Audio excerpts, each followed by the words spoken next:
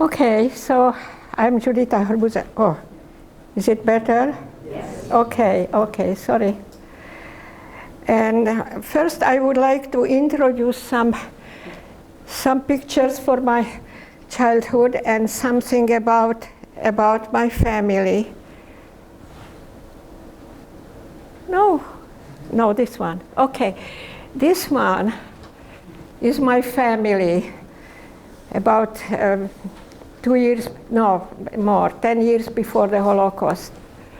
My grandparents, my parents, my uncle and aunt, and this is my brother, and this is my cousin.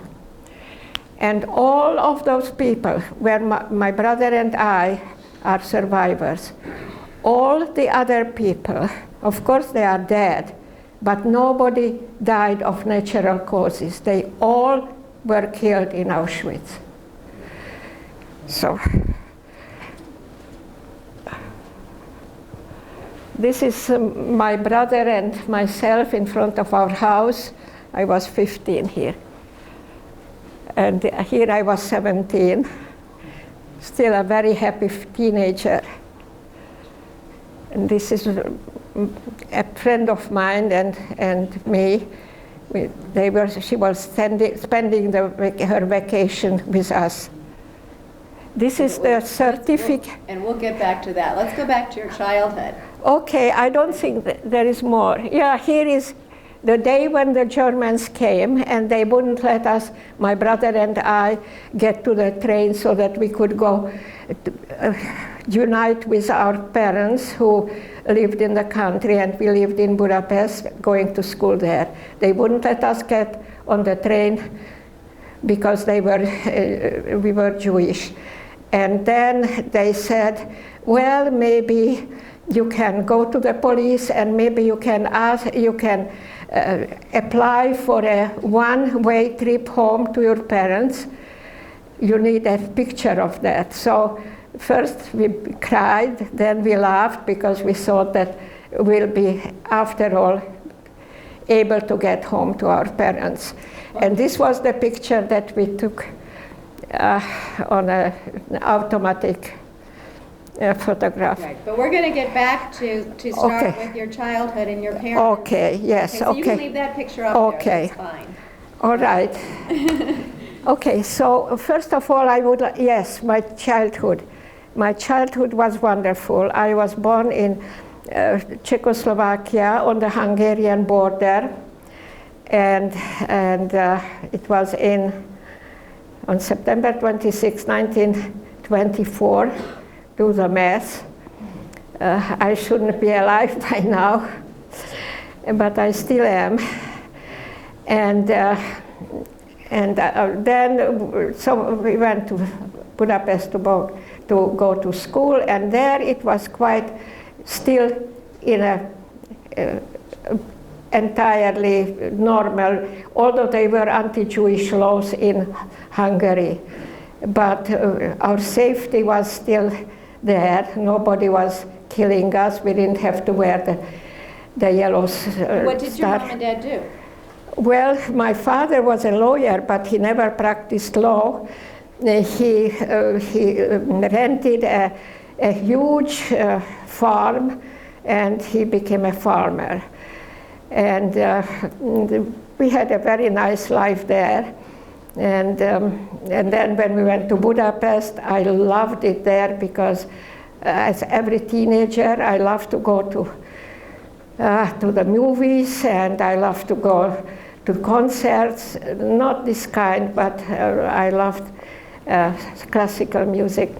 And we lived with my mother's best friend, and which was very good for me because when they took us to the first labor camp, we were together because we were in the age group where we had to report for work.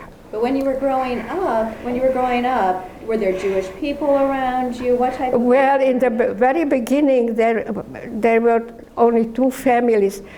Our village was so small, there were 102 inhabitants, And my father used to joke that now I raised the number because when I was born, there was 103 inhabitants there. And there was one Jewish family only who, they had a grocery store, and so it was very friendly, and we didn't have a synagogue there. And when the big holidays, then we did it at Mr. Weinstock's store. And did you keep kosher? Yes, we did keep kosher, and it was a little strange because my mother didn't grew up in a kosher household, but she married my father, and my grandmother, my paternal grandmother, she was very strictly kosher, so she made my mother promise that she will have a kosher household, and my grandmother sent her a kosher cook, and we were afraid of her, both children and even my mother, because whenever my mother went to or we children went to the kitchen, she was always, we had, the one side was meat and the other side was dairy, and she was always afraid that we will touch one and the other, and it was terrible. So, and she was very nervous, and she dominated our household. Yes. So we grew up in that. Right, and you didn't have friends who were Jewish, so. I didn't have friends because Mr. Weinstock had two much smaller children. By the way, very interesting, because Mr. Weinstock had a daughter and a son, and the younger one was the son. And I met this son in Manhattan Psychiatric Center as my patient. Wow. And so then when I found out that he was from Chergö, from my village, I said, I am from Chergö also. So anyway, then I met with his mother, and we became good friends. Wow. That's just on the side. So what about the school? What school did you go to? Well, in the beginning, I went to the village school, but then after the fourth grade,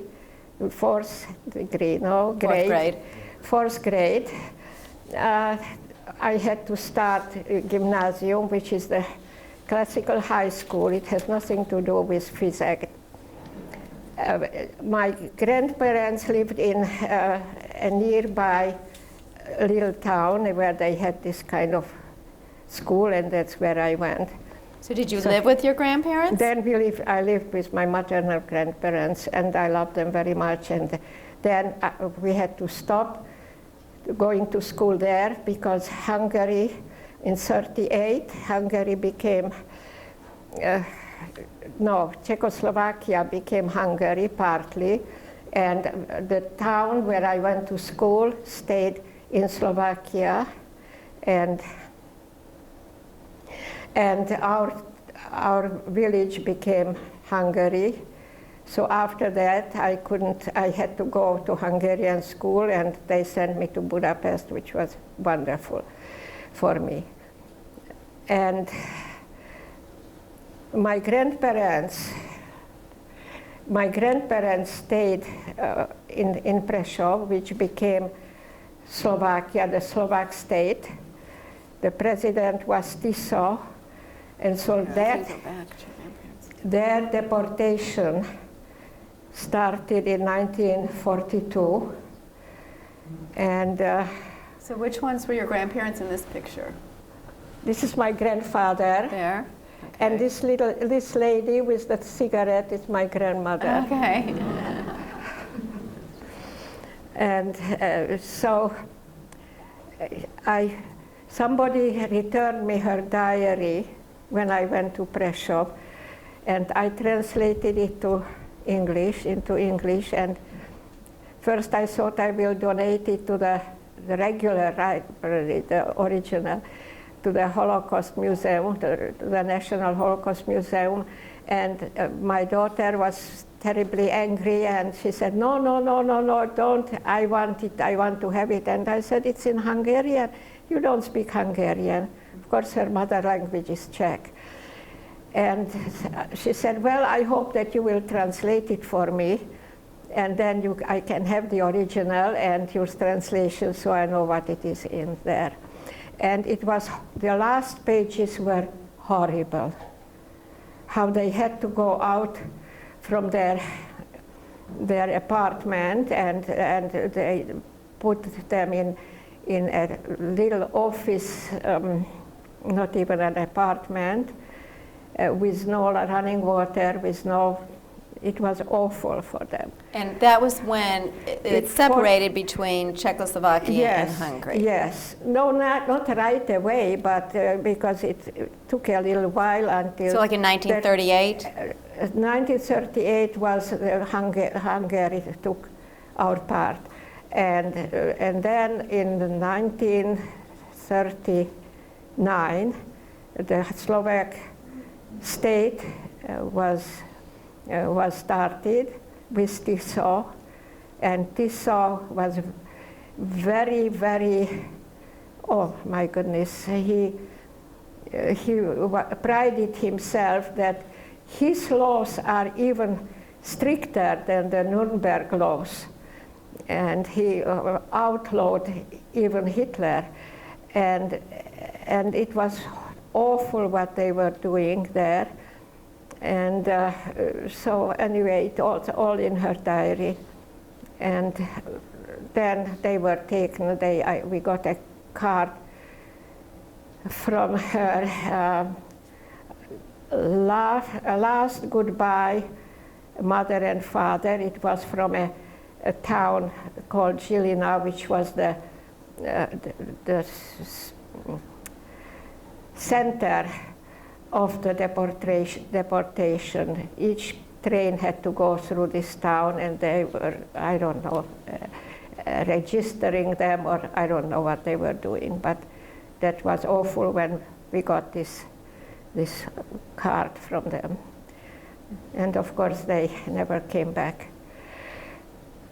So you're in Budapest. I'm in Budapest, and I go to school, and I finished gymnasium, which was, it entitled me to enter graduate school, because it is so advanced that you don't use, they didn't have colleges there, because what we learn in colleges here, our children, that we had in this gymnasium. And then it is a very important examination, and then you can go directly to graduate school. So I finished that, but of course I couldn't even think of applying for medical school, because Jews were, it was this time, it was called numerus clausus, which is closed numbers, that only 6% of Jews could be admitted to school. And of course that must be people who had some connections or whatever. I couldn't, but anyway, I entered a Jewish course for pediatric nurses, which was 1 year only, but I learned a lot there. And then when the Germans came... Did you face any anti-Semitism at all during that time period? Well, not really. Well, in my area, I went to a girls' gymnasium, And it was in such an area that nobody was anti-Semitic there. And in my class, it was a Jewish area. In my class, it was 30 girls, and only 3 were non-Jewish, although it was a city school. It wasn't a Jewish gymnasium. But it was such an area that I never experienced any anti-Semitism. Not until the Germans came. So when the Germans came, we had to stay in Budapest, and we never saw our parents again. And your parents were in their little town still? They were in the little town, not in the village, but in the little town where there were many Jews there. And they were... And that's when you tried to get on the train? Yes, yes. In a way, it saved our lives, my brothers and mine, because they deported all the Jews from the countryside. In May of that year, they were very happily announcing in the papers that entire countryside of Hungary is Judenfrei, it's Jew-free. And so that was our parents included there.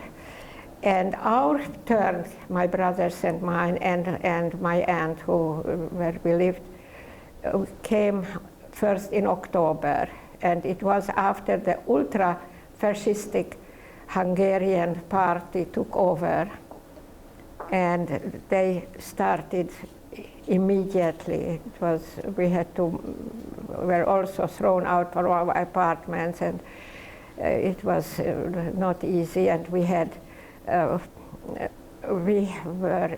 the house was where there were Jewish houses with the stars, and that's were the only houses where Jewish were allowed to live, and they counted every room for one family, each family for one room, including kitchen and including bathroom. So of course we lived in the other rooms, but crowded. And we couldn't leave, it was always locked, and we only were allowed to leave between 2 and 5. And we had to wear the yellow star, and if they caught somebody without a yellow star, or if the yellow star wasn't covered, or was some way covered, then they arrested you. My best friend got to Auschwitz because she was standing in line for bread in front of the store, and this guard came to her, and he said, you have it half covered. You cannot be on the street without when it's uncovered. So she adjusted it a little bit, and it was there, and they arrested her, and then they took her on some kind of jail, and then she ended up in Auschwitz just because of that. And of course her family didn't know where she was, and when she got home, they were all dead. And at this point, you were with your mother's friend, yes, Anna, and my brother, and your brother. Yes. And how old was your brother at this time? He was 15. And so when this announcement came that all the Jewish women between 16 and 40, and all men between 16 and 60 had to report for work. So we reported for work on October 23rd. We reported there, and Anna and I were together, and my brother was just 15. He didn't have to report, but they took him anyway with the men. And so we were quite comfortable with it. It looked like all those young women with their backpacks, and we said, well, not a big deal. We can work. We are young. We are strong. We can work. So they registered us, and then they set us on our way. Yeah, but the work was on the Hungarian-Austrian border, because we had to dig tank traps, which were huge trenches, and they should prevent for the Soviet army to get into Austria. So we didn't do such a great job, because they got through anyway, which was good because they liberated some camps there. We were there for 4 months, and during this time there were some very sad stories and also very uncomfortable things. That was the first time when we all got body lice. And the first day when you first went, I know you thought you were strong, you were yes, healthy. Yes. You could survive, and tell me about walking and standing in the rain. Well, yes. So it was, when we started to walk, it was okay. So we were walking about, it lasted 12 days. The first was 20 kilometers. And so, okay, so we thought, well, 20 kilometers, and then we got to a soccer field. And there was a building there, but they didn't let us in the building, but just on the field, and it was raining. It was raining, we were all soaked and could hardly wait to get somewhere under roof and take off our stuff. Yes, the first day, we all thought, no, they can't mean that. We will lie down here, and it's mud here, and rain, and all that. They can't mean it. Yes, they did mean it. So we slept there overnight, and next time we weren't so surprised when it had to be. So we were marching first, and then walking to the Hungarian border. It lasted 12 days. And during this time, we never were under a roof. So it was just bad luck that it was raining a lot.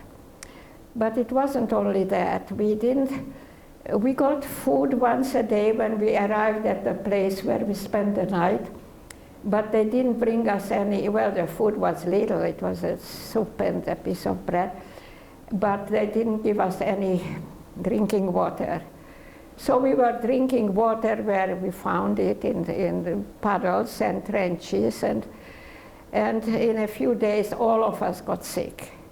And we got sick quite seriously because it was dysentery. It was not only the BM leaving our bodies, but our blood.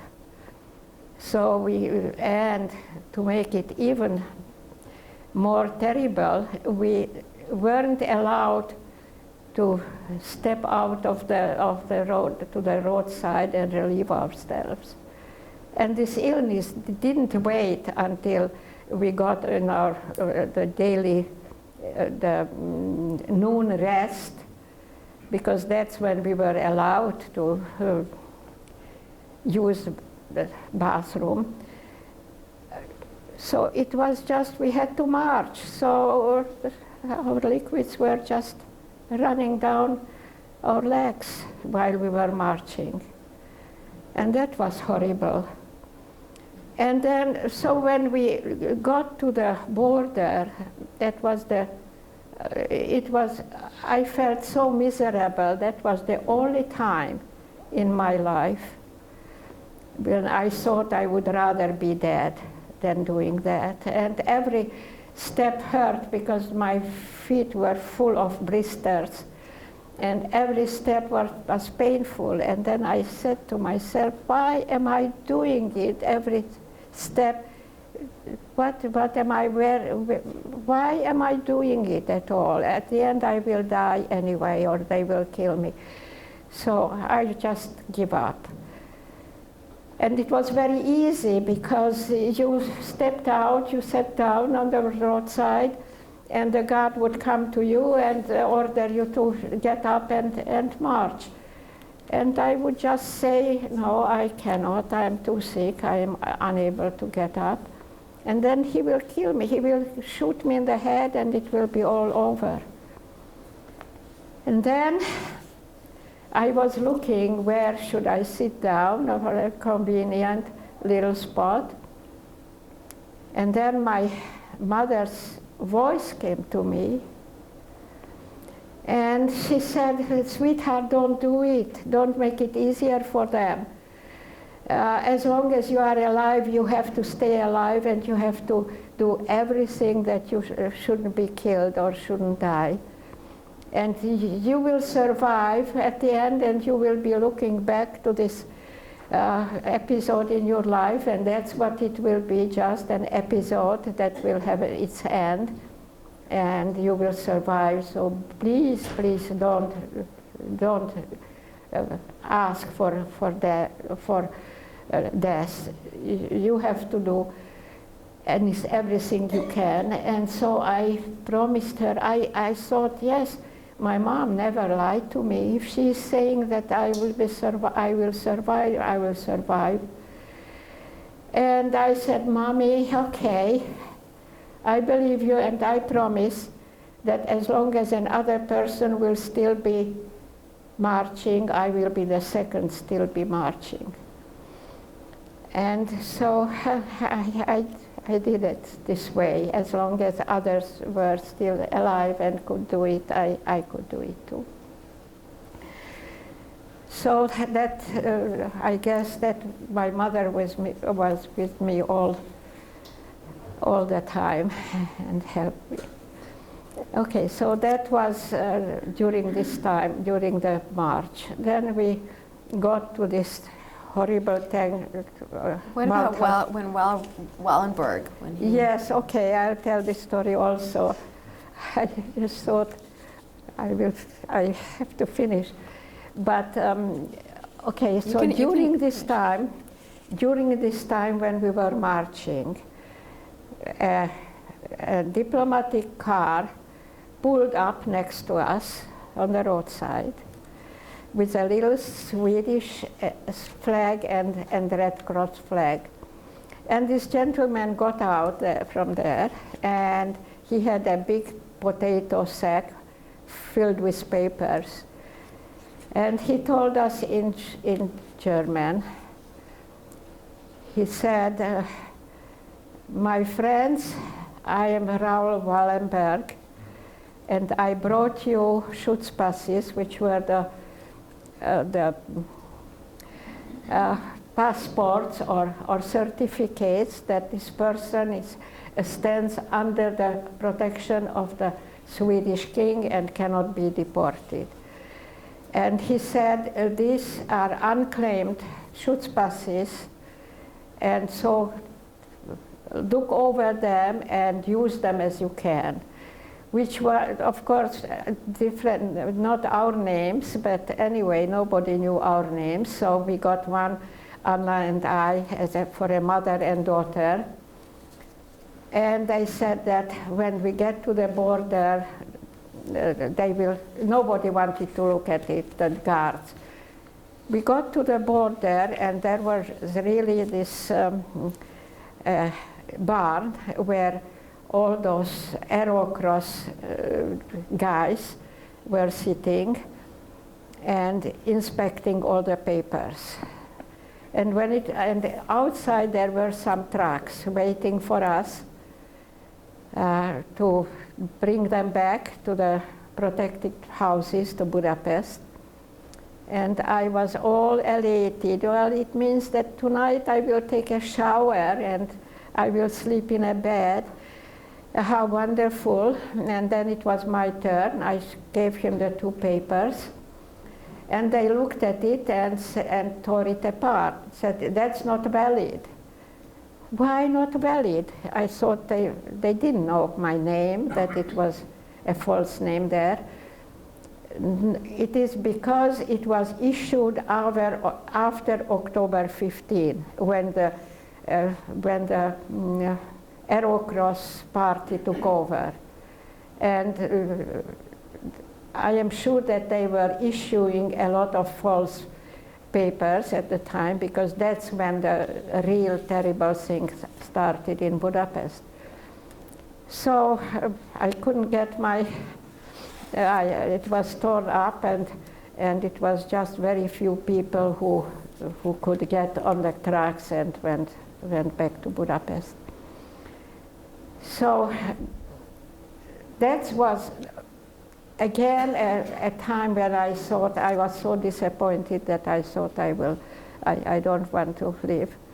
But I remembered, I said, Mommy, no, I know you are with me, and I won't do it, I won't do it. So we got to this camp, first Kőszeg, that was a working camp where we had to dig the tank traps. And here the worst thing was that we got these body lice. And every time when we came back from work, we had to take off all our clothes, because the lice were mostly on the shirts, what was closest to our body, because that was the warmest part.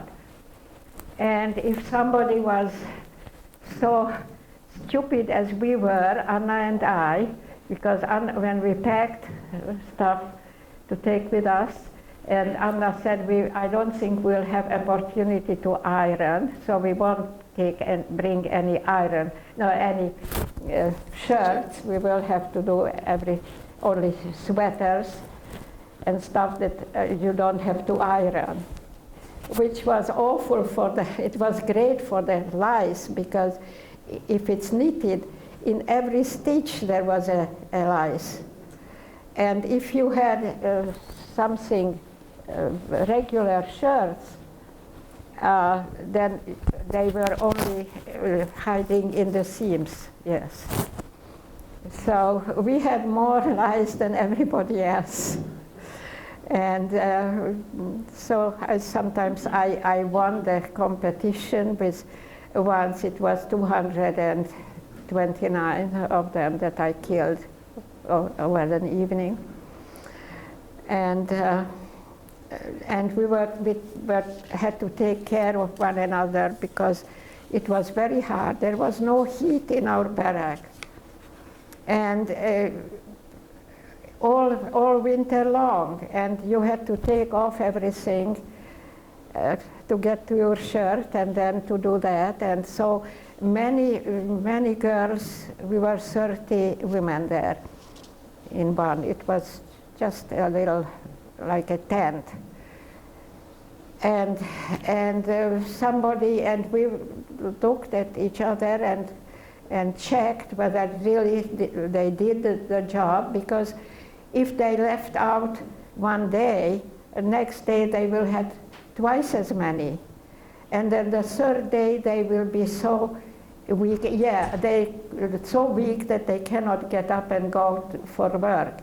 And then they didn't get their daily bread, they just got the soup. And then in 2 or 3 days they were just dead. They just lied down on the straw and died.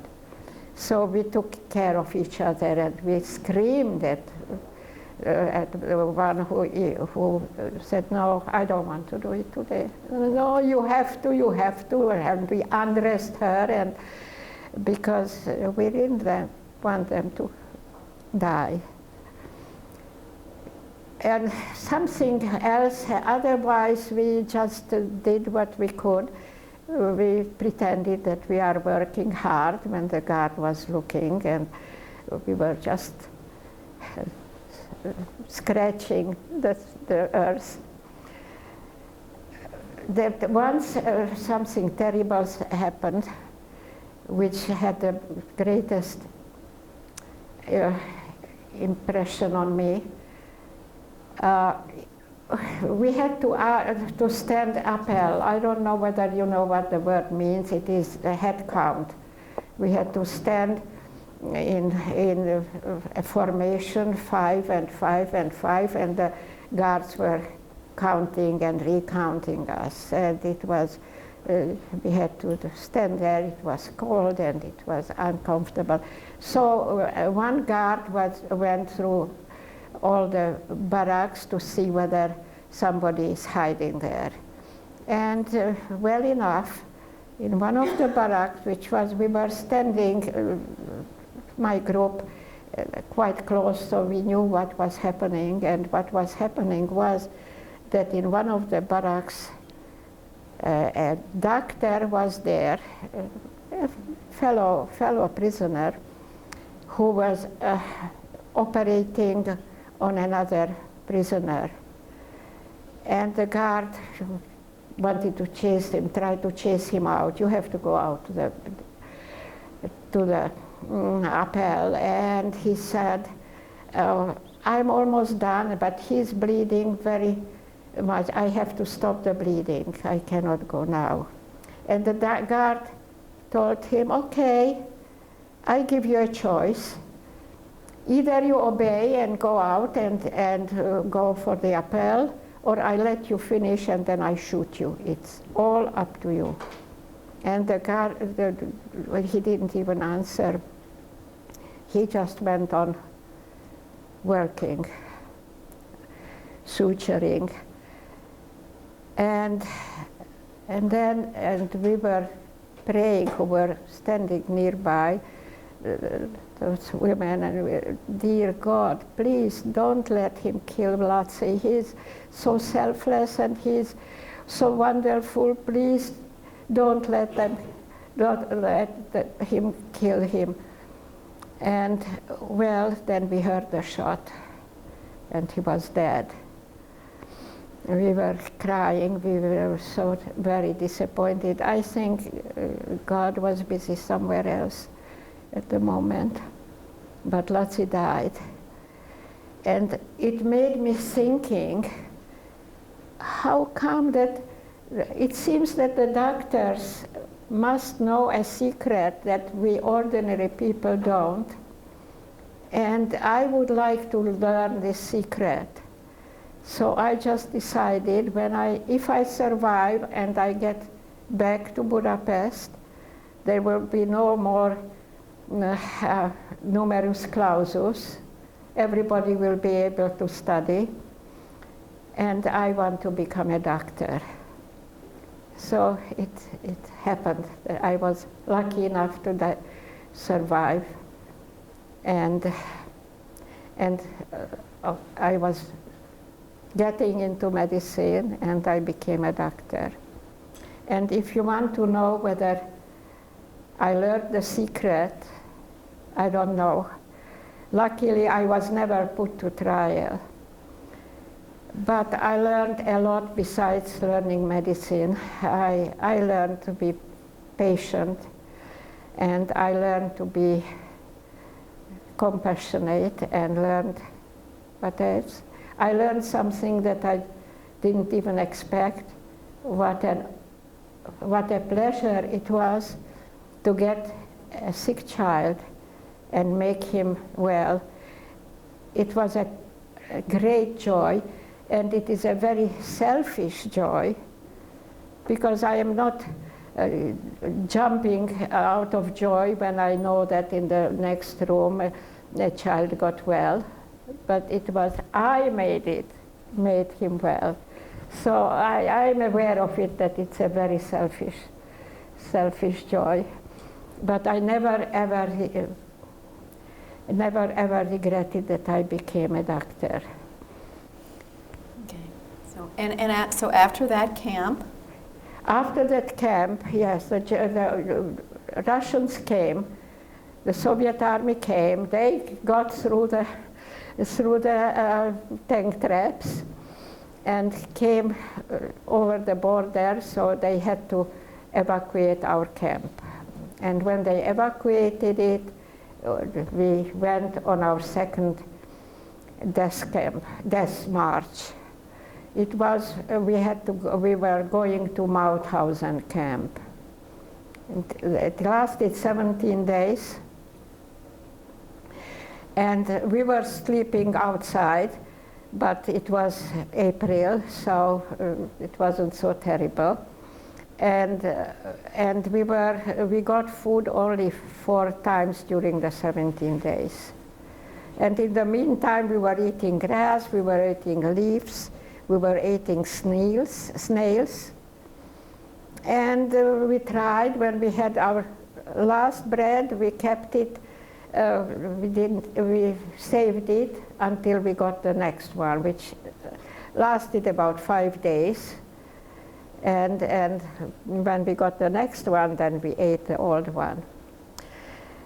And one of the time when we got food, it was in a little town called Eisenerz.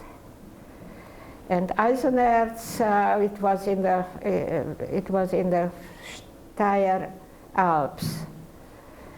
And we got very substantial food because we got very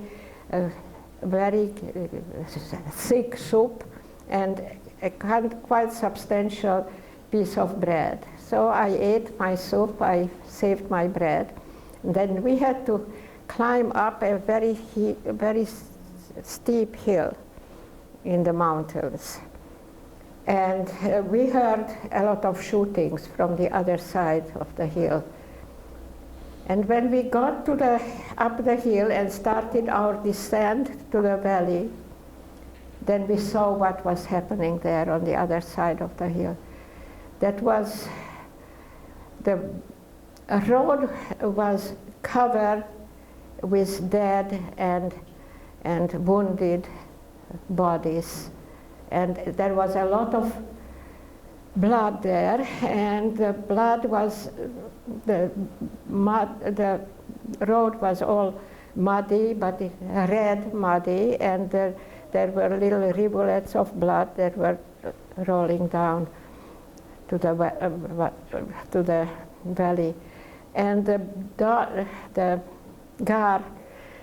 guards on both sides were shooting into our crowd uninterruptedly and indiscriminately.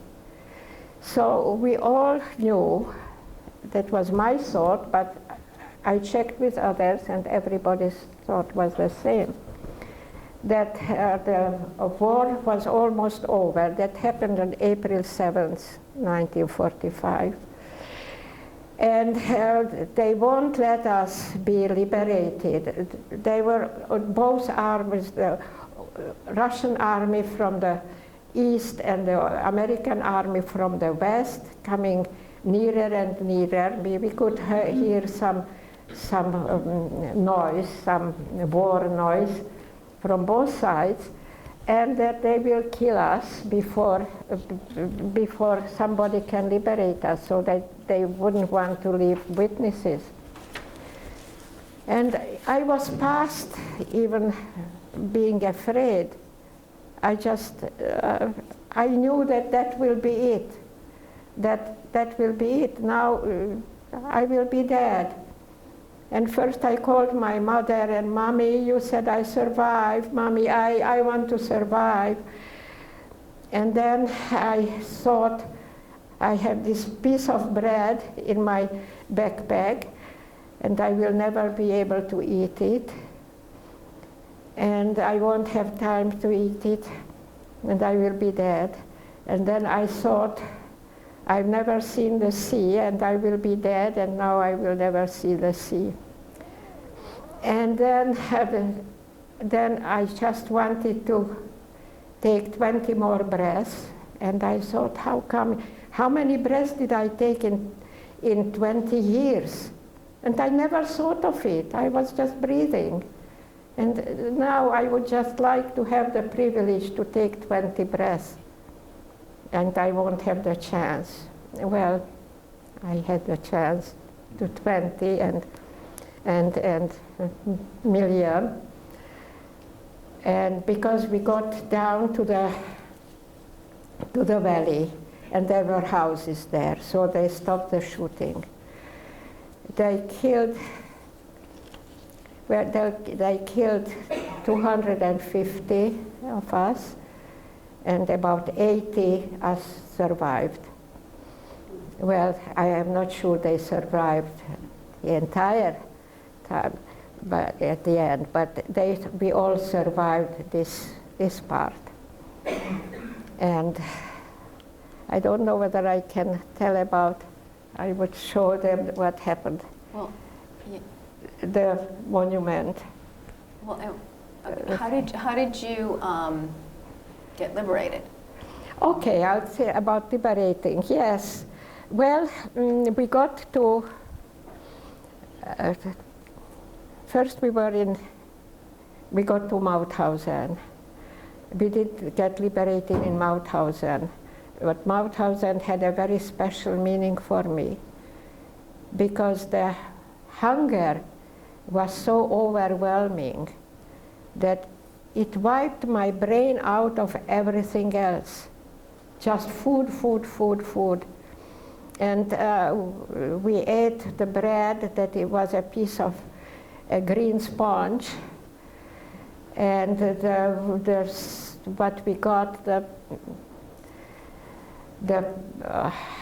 soup was dishwashing water, and the hunger was so awful that I didn't have any other thought, just food, food, food. And I wanted to complain to my mother, and that was the terrible thing, that I couldn't recall her face. I just could remember that he was serving me. She was holding a ladle in her hand, and I could remember her hand, but I could only remember every piece of noodle in the soup, every piece of chicken and carrot, but I couldn't recall her face, and that made me so desperate that was probably the worst moment of the entire ordeal. So that was Mauthausen. We were there only for 1 week, and then they took us to Gunskirchen, which was a satellite camp of Mauthausen. And here, it seemed that the hunger was even worse because some of my fellow prisoners turned to cannibalism. There were bodies lying everywhere between the camps, between the barracks, and some of them had part of their buttocks cut out and eaten by starving prisoners. And this was something where I told my mother again, I would rather be dead than eat that, because I wouldn't want to live with the memory that I had eaten human flesh. So I survived even so, and a week later, the army came, the dear US Army came to liberate us. And so I thought that must be that is my happiest day of my life. It seems that I survived. And I found that I forgot how to be happy. The only thing that I was feeling was fright. I was scared to death. Now I will be free, and who will tell me where to go, and who will give me, although it wasn't so often, but still, I got some food occasionally. But now I will be on my own, so I was very desperate still, because I didn't know how to be free. Well, then we got out to the main road, and there were the dear US GIs on tanks and on jeeps and on every vehicle. They were 10 or 15 of them, and they were standing and waving the B-side to us, which we didn't know that it meant a victory, but we waved back, and we called hurrah, and they called hooray, and they were throwing at us goodies like cookies and cigarettes and I caught a Hershey bar, and I unwrapped it and bit into it, and it was like a lightning, because it was something so unknown to me, something that had a flavor and fragrance, and it was all new to me. And then it dawned on me, yes, no, it's not quite new. I had it before, and it is called chocolate. And then all of a sudden I saw my mother's face and my grandmother's face, and my grandmother was giving me chocolate, and my mother said, don't give it to her now, she won't eat, we have dinner. And so I could see both of their dear faces, and I said, well, that's what I'll do with my freedom. I will go home and I will be with my family. Even if I have to walk all the time, I will go. I will walk home, but I will get home. And but it wasn't so easy, because first of all I started to talk nonsense, and my friends said, and Anna, oh, you are very hot, burning up. So anyway, they stopped a Red Cross a jeep, and it was this young doctor there who took my temperature, and he said, it's 106. I had no idea what it was, because I only knew centigrade. He said, very high. You have the typhus. I don't know whether you know, typhus is not as typhoid, it's different. It is spread by lice, and it is something like dengue fever. And he said, you have typhus. And I said, I got so angry. I said, don't tell me that. Luckily I could speak English, so I could curse him. I said, you want just to scare me. I've survived all the death marches, all the death camps, and now you came and liberated me, and you are telling me I will die of a stupid illness.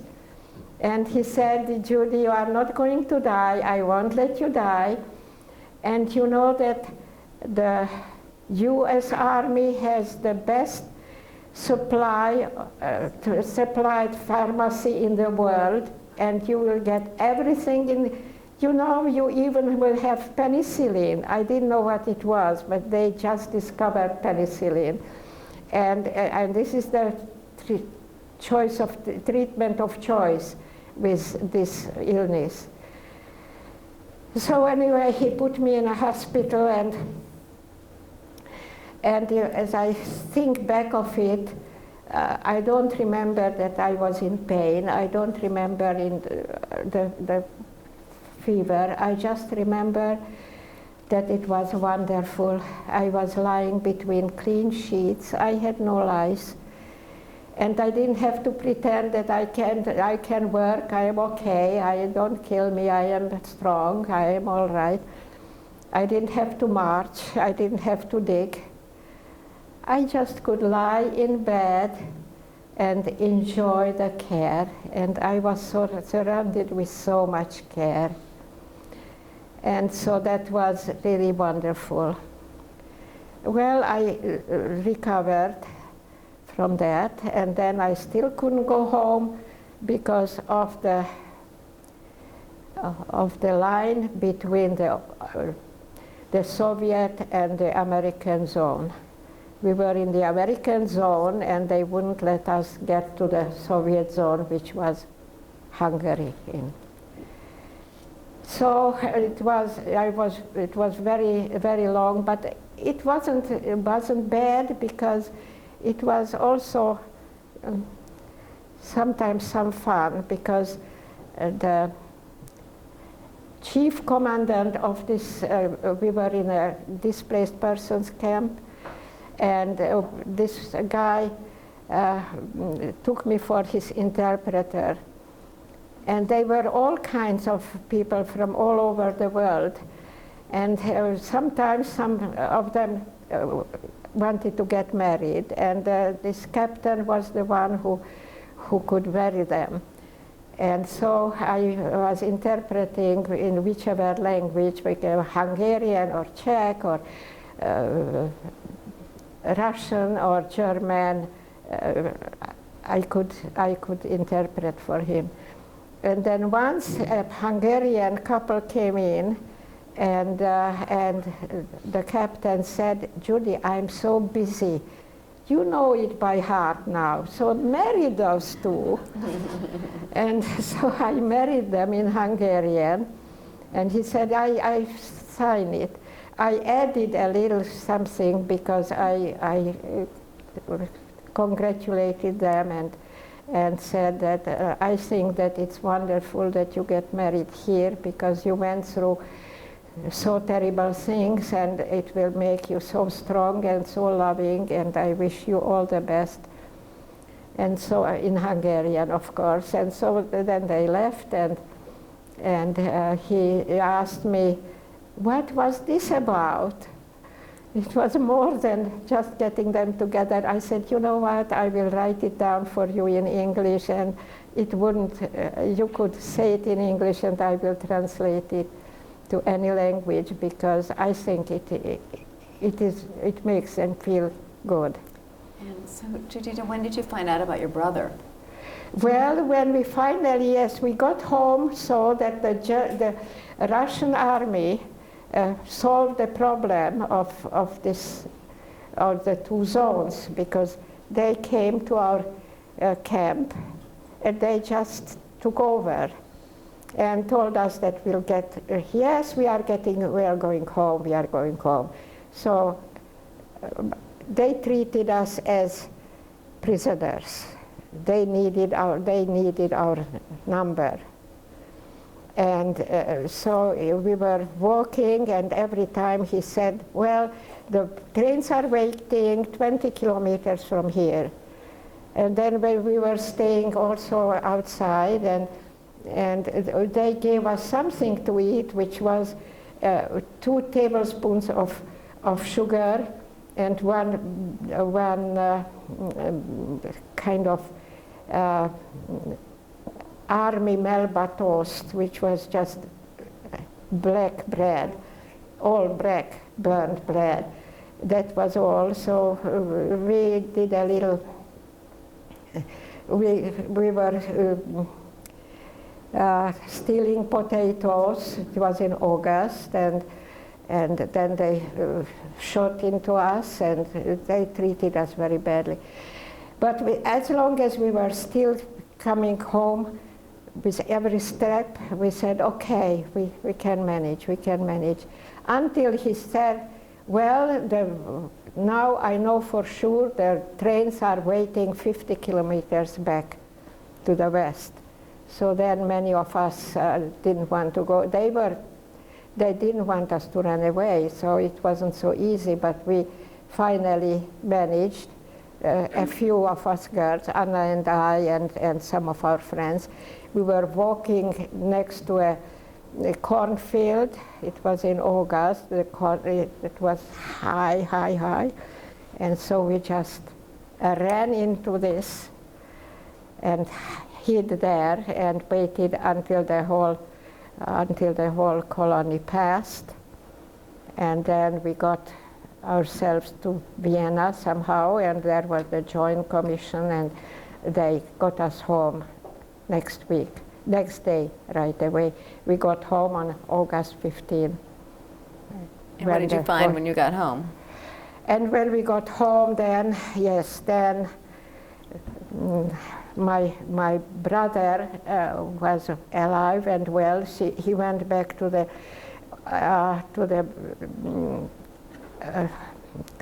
flat, to the apartment where we were living, Anna's apartment. And he was okay, and he ran away. He had run away from the first death march, and then somehow he got himself to Budapest, and then he didn't buy. He got a christening paper from a classmate of his, and somehow with that he survived. And he stayed in Budapest all the time, and there was the siege. Budapest was under siege for 3 months, so he was also injured, and that's a different story. So anyway, he did, but he was the one who told me that our parents are dead, and I didn't believe him, and I forced him to go to the railroad station every day when the people were coming home, the survivors. And after 2 weeks we decided that we won't do it anymore because the disappointment was so terrible. And so we didn't go more. And I didn't want to think about it. And nobody spoke about the people who they lost. It means it was a bad idea because I didn't mourn for them then. So I was mourning all my life.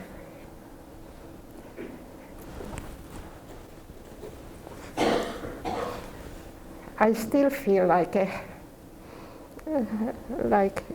an orphan. No, not quite. It's much better. I have my own family, and it's wonderful. I have a wonderful husband of 62 years.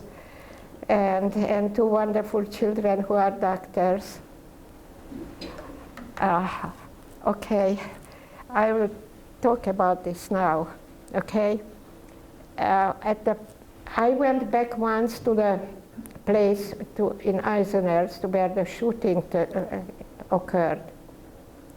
And then we went down to the valley. I was with my brother and my 2 children, and went to buy some postcards. And the shopkeeper made small talks, and so he asked me whether, isn't it a beautiful part of the world, all those mountains and all, and is it your first visit? I said, well, my family's first visit, but I was here 20 years ago. And on our way to Mauthausen, and he said, oh, I remember, I know that they got food here, and then they were climbing up this hill, and some people only went on all 4, and that was bad times. It was the war, it was bad times. And I said, you know, the worst happened when we got up to the hill, because that's where the shooting started. What shooting? I said, well, at least 250 people were shot there. And he said, don't make here any communistic propaganda in my store. Nobody was killed here in Eisenherz. Maybe in Mauthausen, but not in Eisenherz. And I got so angry that I still see his pink round face and piggy eyes and rosa pink face. And I just wanted to scratch his eyes out. I wasn't thinking. Luckily, my brother grabbed me and said, don't do anything, don't do anything, he's not worth it. So we went out there, and now we understood why there were nothing, no sign that all this took place here. And so after that, well, I had something to do with this thing here, because I participated in a documentary movie about the Austrian death marches, and they played it in schools and everywhere in public. And one of the schools decided in 2004 that they want to get a monument there, and they started to collect money for that, and they got all the mayors of the villages around to get the money, and then they made this beautiful monument, and they invited me to unveil it. And this is made of the stones from that road where it happened. And then here is a iron, it is just a symbolic figure, one running and one falling. And here is the so anyway, that was for me wonderful. They invited me, and it was great. And they have always flowers there, and so that was. And what year was that when you went back? 2004. No, I went back first about 20 years after. It was in 65. But they've dedicated this in 2004. Yes. Okay. Is there anything else you? Well, I just want to tell you that really I'm not talking about it because I want your pity. You don't have to feel sorry for me, because I am the lucky one, because I survived. And what I am saying, telling about it whenever I have the occasion, first of all, because I feel that it's my obligation to do for those 6 million who cannot say it, and the 9 from my family.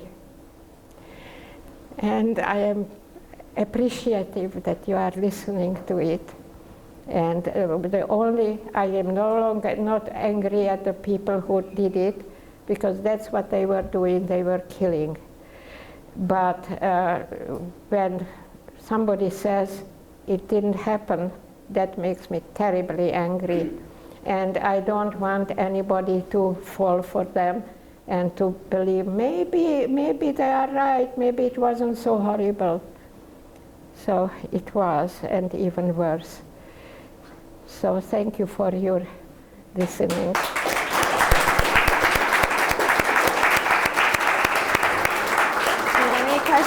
Earl, do you have a question?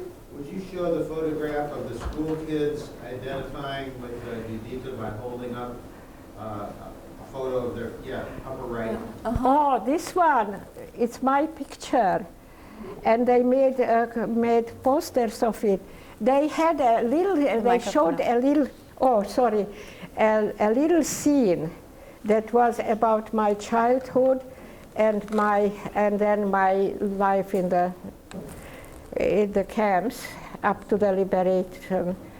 And they wrote me a letter with 29 questions about all details about my childhood and about all that. And the last scene was of liberation. And they said, they called in unisono, wir sind alle Juditen.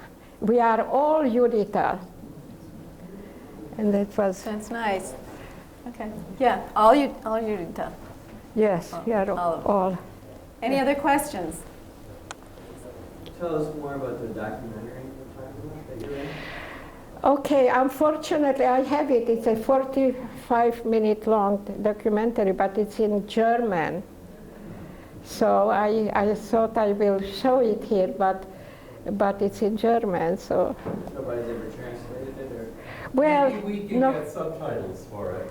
yes, I have all of it, but it is, I don't have everything.